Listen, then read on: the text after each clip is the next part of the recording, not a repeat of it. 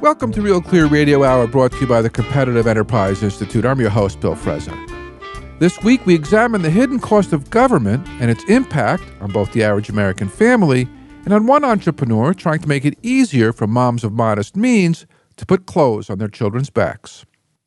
In the second half of our show, we'll speak to Rialana Reiner, an Arkansas mom and the founder and CEO of Rialana's Children's Consignment Events, whose thriving business is at risk of being destroyed by the Federal Department of Labor. Up first, we're pleased to welcome Salim Furth, Research Fellow at the Heritage Foundation's Center for Data Analysis. Salim, welcome to the show. Thank you. It's great to be on with you today, Bill. Salim, I asked you on to help our listeners gain a better understanding of the true cost of government. We can all look at our individual income tax, payroll tax, real estate tax, and sales tax bills and figure out what government costs and then decide for ourselves whether we're getting our money's worth. But we can't easily examine the impact that government subsidies, mandates, regulations, trade restrictions, import tariffs, paperwork burdens, and other policies have on the cost of every product and service we buy. You've written a report that estimates the impact of what you call 12 policy mistakes that together cost Americans $546 billion a year.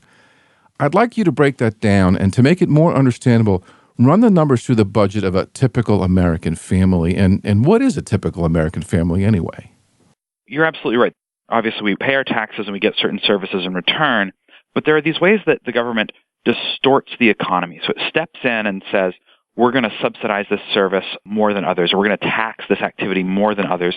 And that causes people to waste activity doing things that aren't actually what they're best at or what other people who are buying the service really want. So that adds up. It adds up quite a bit, something like $4,400 for the typical American family. So what is a typical American family? I mean, obviously, we're all really different. Part of the great thing about this country is that you can live the way you want. But most Americans live in a household with a few other members, so 3 or 4 people under one roof. Mm-hmm. They earn and spend, between maybe $40,000 and $150,000 a year.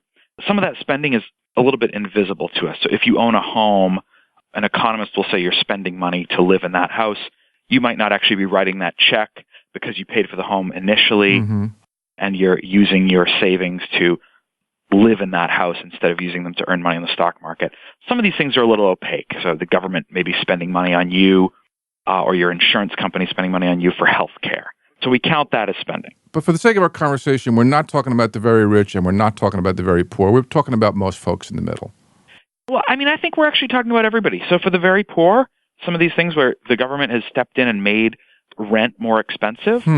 If you're, living in Boston, a typical apartment might be $100 more expensive because of the land use regulation in the Boston area than it would be otherwise. Now, if you're well off, then $100 extra or maybe $200 extra for a nice apartment in Back Bay, you can afford that. But, if you're scraping by, you've decided that you got to live out in, maybe Brockton and have an hour and a half commute because that's where you can afford to rent. And you'd much rather live in, the South End where your job is or West Roxbury where you've got a short commute.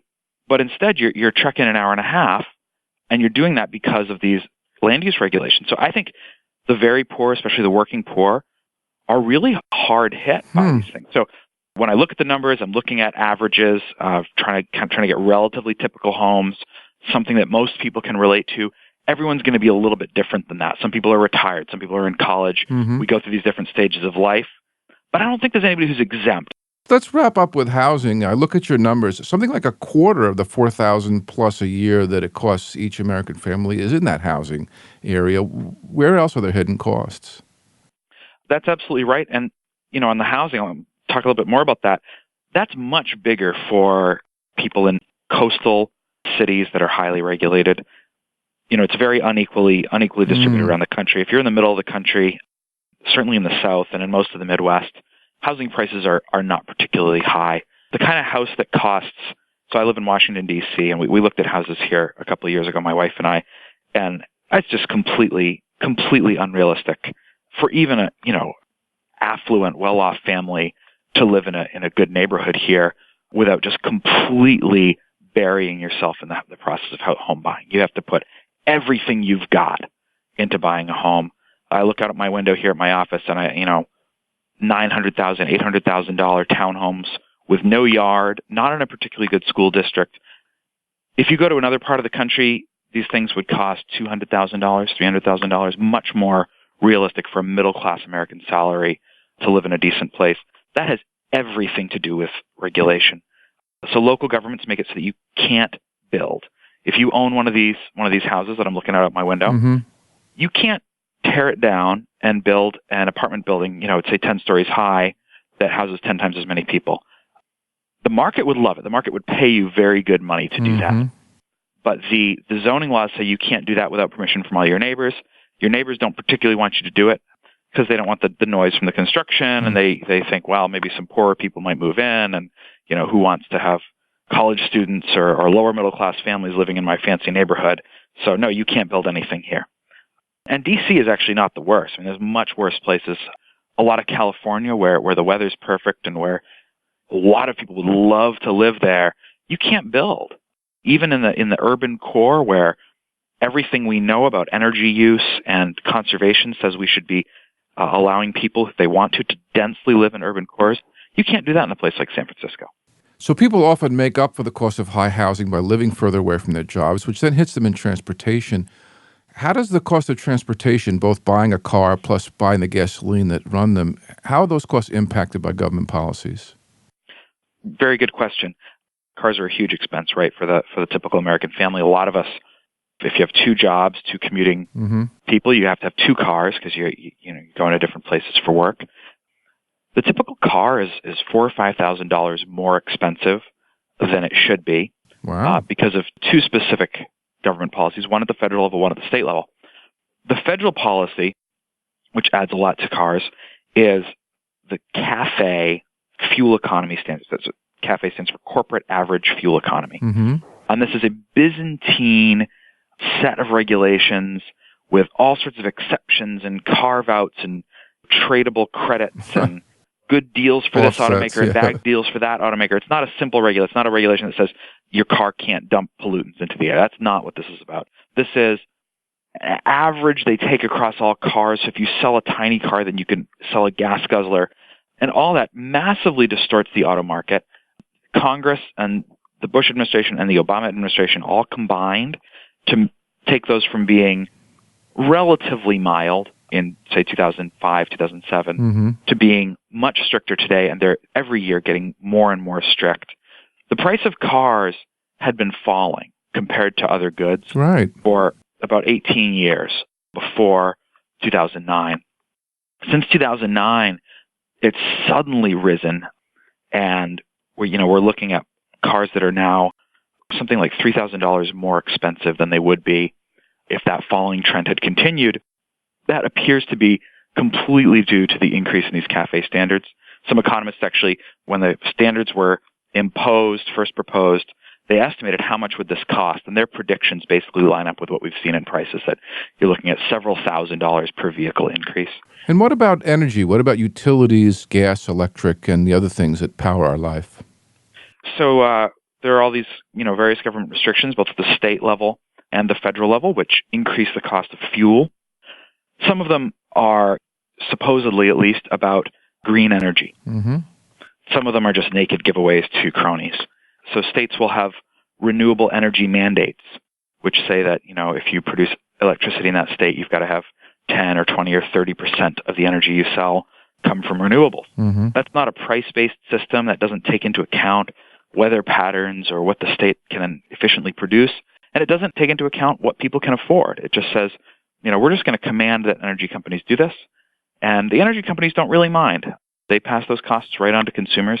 They aren't the ones hurt. Consumers are the ones who are paying for these sort of messianic energy proposals. So what does it cost a typical American family in a given year?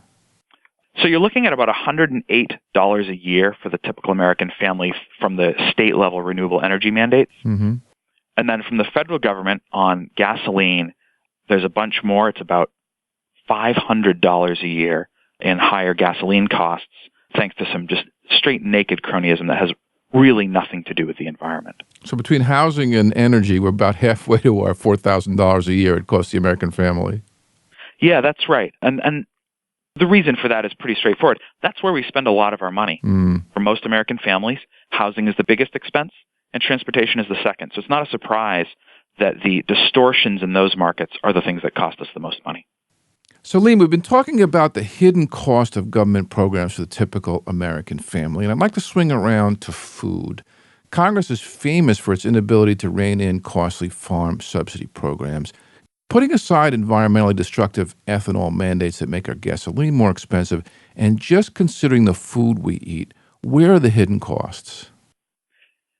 So food is more expensive when the government basically says, we're going to give you money in order to use farmland for something that it's not very good at. And by taking farmland away from its best use and giving it to some inferior use, that makes American farms less efficient. They're not doing what they're best at, and it raises the prices for consumers. The ethanol mandate is one example of that. It hurts us at the pump. It also hurts us in the grocery store. Right. There are a lot of different estimates. One modest one is that it raises the price of food by about 1%. Obviously, it's going to be different for different types of food items. It increases the price of meat a lot because the land that's being used to grow corn ethanol could be used to grow corn that's fed to animals who we then eat. Mm-hmm. The other areas where the government steps in, there's several. There are all these, little arcane laws that protect this type of farm or hurt that type of farm. One is in dairy. There are these federal milk marketing orders left over from the Depression era. And the notion is that they're supposed to be protecting the family farm. But those barely exist, so these essentially end up being subsidies for large dairy cooperatives in some parts of the country, and they hurt dairy farmers in other parts of the country, and they hurt consumers everywhere. They raise the price of a gallon of milk by about 50 cents. Wow. We have the same thing in sugar. Sugar farmers in the U.S., in Florida and Idaho and other places like that, have successfully lobbied Congress. They spend an enormous amount of their profits. They have a lot of profits. They spend an enormous amount of it to lobby and contribute to political campaigns because they know that their extraordinary wealth is dependent on Congress's favors. And Congress basically grants them protection against foreign producers. So there are Brazilian farmers who are much poorer than American farmers and are much more efficient at producing sugar. But they are not allowed to sell their sugar to American consumers. So American consumers are paying more for sugar. We're getting corn syrup used in things instead of sugar because sugar is too expensive. So, you can buy Coke with just sugar, real sugar in it. And that's more expensive because that's a specialty good. If the sugar program didn't exist, if we just had a free trade in world sugar, we would be buying sugar from people around the world who produce it best. And American farmers, it's not like they would be out of business, but they would shift production to things that they do better than anyone else in the world. Salim, with only 3% of Americans in the farm business, why is it so hard to cut farm subsidies? They spend a lot on lobbying and political campaigns, and there are certain states where farming is a very important business. So we're talking about the Iowa problem. Yeah, so it's Iowa for ethanol. It's Idaho and some other states that produce sugar beets for sugar, also Florida. Sugar farmers are, it's obviously a big state. They're a small portion of the population, but they give a lot of money. And there's a lot of politicians who have a hard time saying, I'm going to step up, stand against these producers in my state who are funding my campaign. And that's been a tough lift for politicians. There are troubles not just on the federal level, but on the state level as well. I understand 30% of Americans now need a government-issued license to work in their chosen profession. Now, granted, most of us want our doctors to be licensed, but florists and hair braiders, what does mandatory occupational licensing cost us? So for the average family, occupational licensure adds something like $1,000 a year in costs for the services we buy, everything from education to medical care. We want our doctors to be licensed, but in a lot of cases, the way that the license is done could be a lot less intrusive. So about half the states in the U.S. allow nurse practitioners to prescribe medication, to practice medicine on their own, and about half don't. In the half that don't allow nurse practitioners to do those extra activities, medical services are something like 5% more costly. Now, there's no evidence that the outcomes for patients are any better in the more regulated states. This regulation exists to, just give the state some ability to tell people who can do what. But most trades love licensing. I mean, it keeps down the number of competitors, doesn't it? Yeah, that's right. So I'll give you an example from a friend of mine. She lives in D.C., but has her license and works in a social service profession in Maryland. And she's experienced. She's very good at what she does. She recently was offered a job in D.C., and the job offer had to be rescinded because although she was the best person for the job, she didn't have a D.C. license. She only had a Maryland license. So the fact that she hadn't jumped through the right hoops in the right place meant that D.C. patients, people who are going to receive her service, aren't getting the best person for the job. They're getting the second best person or the third best person because they were not allowed to hire the person they wanted to hire. The person who was best for the job couldn't get the job because they were in the wrong licensure scheme. And she would have had to pay some fees and jump through some hoops and wait for some time. And, for most agencies that are trying to hire someone, they don't have time to wait for you to go through all this bureaucratic nonsense. It's not affordable for her to go get licenses for D.C. and Maryland and Virginia so that she could search in the whole metro area here. So she ended up having to take a different job in Maryland. She didn't take the job that was the shortest commute or the best money for her, and they didn't get the best person for the job. That's the kind of thing that licensure does. Would a federal reciprocity law solve this problem where each state would have to honor the license of their neighboring states? Potentially. There's federalism and constitutional issues that you run into there. I'm not sure what the best legal solution is. For states, they should subject their occupational licensure laws to a rigorous test. Unless there is a proven benefit to consumers' safety from the licensure scheme, then they should get rid of it altogether. There's no reason, there's no proven safety benefit from having florists or barbers be licensed. There are all sorts of these other occupations, teachers, for example, where there's just no evidence that consumers, citizens are benefiting at all from the licensure scheme, and there is evidence that they're paying through the nose for it. So unless there's a proven safety benefit, the licensure scheme should be sunset. Many Americans try to escape the burden of hidden government costs by doing business in what's euphemistically called the informal economy. How would you compare the cost of a babysitter, nanny, or cleaning lady in the informal economy compared to a fully compliant provider? That's a good question. I fortunately don't have to buy too many of those services right now, but I do have a baby, and I know that daycare costs where I live are through the roof. We're lucky enough to be able to hire a friend who's a babysitter. And there's, for if you're doing little enough babysitting, you're not required to report things, and it's not illegal, although it's informal. But for everything, from shoveling snow to, sometimes providing much more serious services, it's a lot easier to enter a profession when you don't have to jump through all the hoops first. Obviously, in some cases, people are avoiding paying taxes. But in a lot of cases, it's just too hard to figure out how to legally, officially get into business. There's a lot of red tape. There's a lot of red tape. In the old days, the U.S. was just known as being incredibly dynamic. People would do all sorts of things. You read biographies of people who ended up being billionaires in the 1800s, and their young days, they were just bouncing from enterprise to enterprise, whether it was, as a teenager, just doing some kind of small service in their neighborhood or hauling things or building things. It's harder to bounce around in America today. And the licensure is part of that. The red tape is part of that. Young people should bounce around. It's really good to move between jobs. It's really good to try different things. You'll eventually find something that you love, that you're good at, that pays you better. And people are doing that. I think it's a good thing if people are doing a little bit of that in the informal sector. Obviously, there are, sort of legal protections, et cetera, that don't exist there, but people are willing to make that trade-off, and they're finding that they can earn a buck, do something during just one season of the year. So right now, Congress is trying to regulate tax preparers. There are thousands and thousands of people around the country who prepare taxes for a month or two in the spring, right before April 15th. And it's really good for consumers that they do that, because otherwise we'd be stuck, doing our own taxes, which I do most years, and it's a complete pain. I haven't done it in 25 years. It's too complicated. Yeah, I prepare my own taxes as sort of as a professional. Like, I'm a research economist. I should be able to understand these. And the fact that I regularly make mistakes on my taxes and have to, follow up with the IRS one way or another just shows just how complicated this is. If a research economist focused on policy can't do his taxes, who's supposed to be able to. But anyway, the IRS is trying to, asking Congress to pass a law that lets them license all the tax preparers. And what that practically means is if you don't jump through a lot of hoops and pay a lot of fees and take a lot of exams on all sorts of arcane tax issues, if you're not a full-service, high-level tax preparer, then you can't prepare people's taxes at all.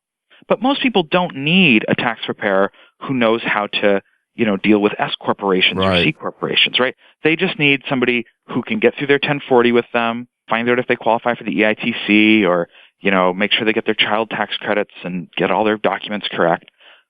If you're doing that for regular consumers, you should be really good at that and not really good at corporate level taxes or private business taxes or, all the other things. And you might not be doing it all year. If it succeeds, it will drive out of business a lot of the small people. And you know who's asking for this? It's the big tax preparation firms. Of course. H&R Block, the other folks with the nice storefronts and the round the year staff and the big corporate budgets. They want to put out of business the out of your living room, home office person who's making $10,000 a year maybe. It's not worth it to them to go through all the hoops just for 2 months of work in the year. But boy, that $10,000 really helps when they're trying to pay their rent or upgrade their car or send their kid to college. Isn't that the bottom line in this whole story? We continue to drive towards a system which is more and more corporatist and more open to crony corporatists? That's right. It's the government as permission slip provider. So we used to have a government that just said, hey, we have some rules. You can't kill people. You can't steal. You can't build something on someone else's land. And if you do any of those things, right, if you cheat on your taxes, we're going to sue you, we're going to prosecute you, and you might go to jail if you are proven to have broken the law. But instead of saying, if you cheat on your taxes, we're going to come after you, now they say, we're going to make you come to us to get a permission slip before you can even go out there. And there's no evidence that getting permission slips makes people more honest. It just keeps enough people out of business that there end up being fewer headaches for the prosecutors, more headaches for the citizens, more headaches for the consumers. But for the government, it puts them in this position of power where we all walk up to the courthouse and say, Mother, may I prepare taxes? And it's either, yes, you may, or no, you may not. Mother, may I get a job as a social worker? Mother, may I use this type of fuel to run my factory? Instead of a nation of laws, we're moving towards being a nation of permission slips.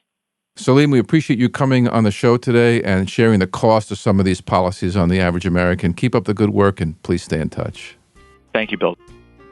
That was Salim Furth from the Heritage Foundation here on Real Clear Radio Hour, brought to you by the Competitive Enterprise Institute. I'm your host, Bill Frezza.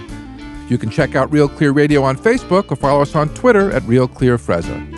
And stop by realclearmarkets.com, my go-to place for diverse views on political economics. Ahead, we'll speak with Arkansas mom and entrepreneur Riolana Reiner, CEO and founder of Riolana's Children's Consignment Events, about her battle to save her business from the Labor Department. Stay tuned.